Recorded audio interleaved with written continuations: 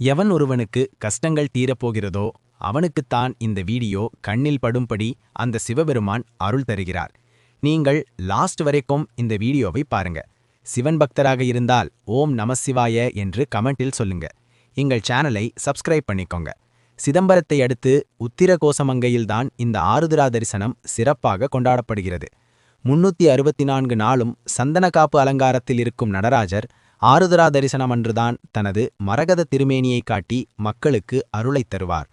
அன்றைய நாளில் நம் மக்கள் இந்த திருவாதிரை நோன்பை கடைபிடிப்போம். நோன்பு எப்போ ஆரம்பிக்கும் நேரம், எப்போ முடியும், சாமி கும்பிட சரியான நேரம், சரடு மாற்ற நேரம் என எல்லாமே தெளிவா பார்க்கலாம். திருவாதிரை நட்சத்திரம் ஜனவரி 2ஆம் தேதி இரவு 8:04க்கு ஆரம்பித்து மறுநாள் ஜனவரி 3ஆம் தேதி மாலை 5:27க்கு நிறைவு பெறும்.